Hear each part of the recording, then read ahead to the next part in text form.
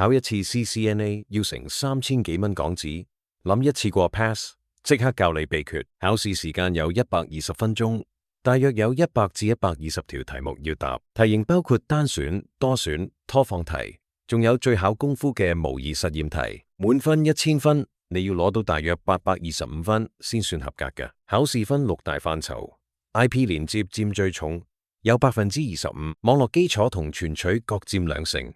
仲有安全同自動化等嘅範疇。第一個 tips， 平均1分鐘做一題，遇到難題就飛走先。第二，模擬實驗題佔分好重，見到一定要俾心機做靚佢。第三，遇到唔肯定嘅題目，用排除法飛走最離譜嗰個選項先。第四，小心題目入邊嘅永遠或者最好呢啲伏位字眼。第五，考試冇計數機用。二進制同子網劃分一定要算得好快，最後2個星期瘋狂做模擬題，針對自己弱點嚟溫習，祝你成功。